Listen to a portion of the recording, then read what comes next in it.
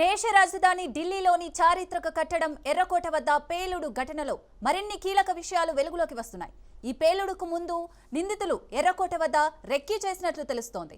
వచ్చే ఏడాది గణతంత్ర వేడుకలను లక్ష్యంగా చేసుకుని భారీ దాడికి పాల్పడాలని వీరు ప్లాన్ చేసినట్లు దర్యాప్తులో వెల్లడైంది. కారును నడిపిన వ్యక్తిని జమ్మూ కాశ్మీర్లోని పుల్వామాకు చెందిన డాక్టర్ ఉమర్ నబీగా పోలీసులు గుర్తించారు. ఈ కేసులో అతడి సన్నిహితులు ఫదీరాబాద్కు చెందిన ముజమిల్ షకీల్ను కూడా కీలక నిందితుడిగా గుర్తించి అరెస్ట్ చేశారు. అతన్ని విచారించగా కీలక విషయాలు వెలుగులోకి వచ్చాయి. పేలుడుకు వారం రోజుల ముందు ఉమర్తో కలిసి ఎర్రకోట వద్ద రెక్కీ నిర్వహించామని ముజమిల్ అంగీకరించినట్లు దర్యాప్తు వర్గాలు వెల్లడించాయి.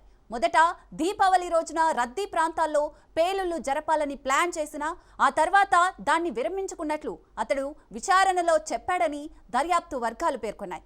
వచ్చే ఏడాది జనవరి 26న గణతంత్ర వేడుకలను లక్ష్యంగా చేసుకోవాలని వీరు కుట్ర పన్నినట్లు తెలిపాయి.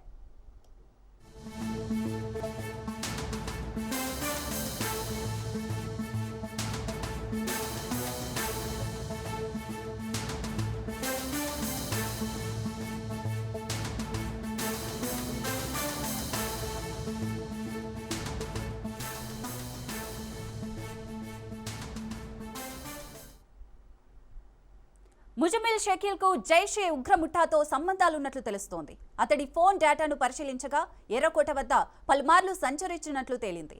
ఈ ఏడాది జనవరి సమయంలోనూ ముజమిల్ పలుమార్లు ఎర్రకోట వద్దకు వెళ్లినట్లు గుర్తించారు.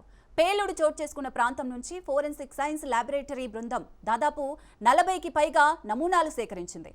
ఇందులో 2 తూటాలతో పాటు 2 వేర్వేరు పేలుడు పదార్థాలకు చెందిన ఆనవాళ్లున్నట్లు అధికారులు గుర్తించారు.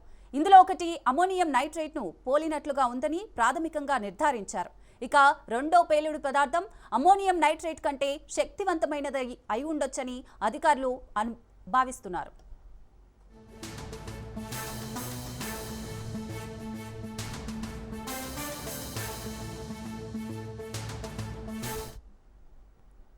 సోమవారం నాటి పేలుడు జరిగిన I-20 కారు ఎక్కడెక్కడ తిరిగిందనే వివరాలను అధికారులు సేకరిస్తున్నారు. పేలుడుకు ముందు ఈ వాహనం ఢిల్లీలోని అత్యంత రద్దీ ప్రాంతాల్లో సంచరించినట్లు తెలిసింది.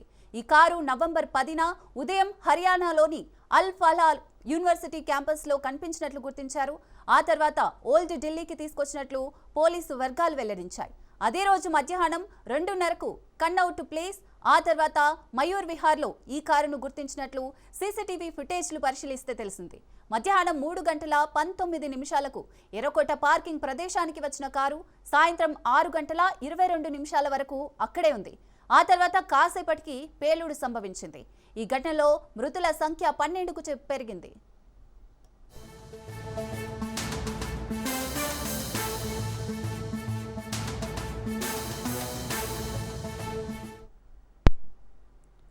ఢిల్లీ పేలుడు కేసులో లక్నోకు చెందిన మహిళా డాక్టర్ షాహీన్ను పోలీసులు అరెస్ట్ చేయడం సంచలనం సృష్టిస్తోంది.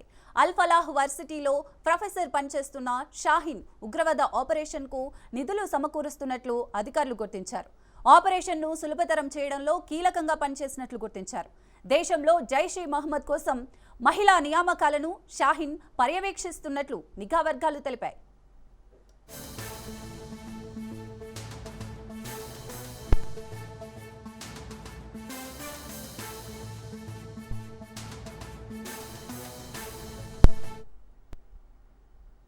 ఇక ఫరీదాబాద్లో కాశ్మీర్కు చెందిన డాక్టర్ ముజమిల్ అద్దెకుంటున్న 2 గదుల్లో పోలీసులు 2900 కిలోల పేలుడు పదార్థాలను స్వాధీనం చేసుకున్నారు. అతడిని విచారించగా డాక్టర్ షాహీన్ పేరు బయటపడింది. షాహీన్ అల్ ఫలా యూనివర్సిటీ ఆసుపత్రిలో ప్రొఫెసర్గా పనిచేస్తోందని, ముజమిల్తో ఆమెకు సన్నిహిత సంబంధాలున్నాయని అధికారులు గుర్తించారు. ముజమిల్ ఇచ్చిన సమాచారంతో షాహీన్కు చెందిన షిఫ్ట్ కారును పోలీసులు స్వాధీనం చేసుకున్నారు. ఆ కారులో ఒక AK-47 రైఫిల్ను కూడా గుర్తించినట్లు తెలిపారు.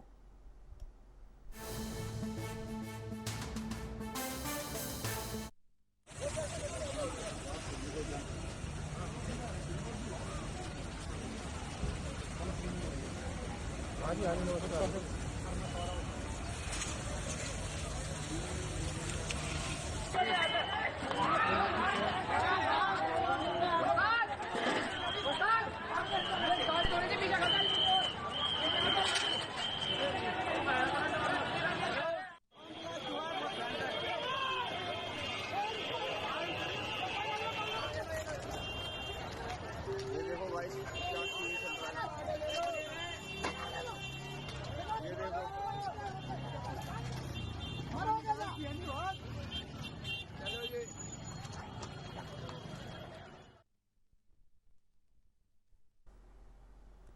కేసుకు సంబంధించి హర్యానా వ్యాప్తంగా దాడులు నిర్వహిస్తున్నామని అధికారులు తెలిపారు. అల్ఫలా యూనివర్సిటీ క్యాంపస్లో విస్తృతంగా సోదాలు జరుగుతున్నాయని, ఈ ఉగ్ర కుట్రతో సంబంధం ఉన్న పలువురు అనుమానితులను ప్రశ్నిస్తున్నామన్నారు. ఇప్పటివరకు మెడికల్ కాలేజీ ప్రిన్సిపల్, విద్యార్థులు, సిబ్బంది సహా 52 మందిని విచారించినట్లు పోలీసు వర్గాలు పేర్కొన్నాయి.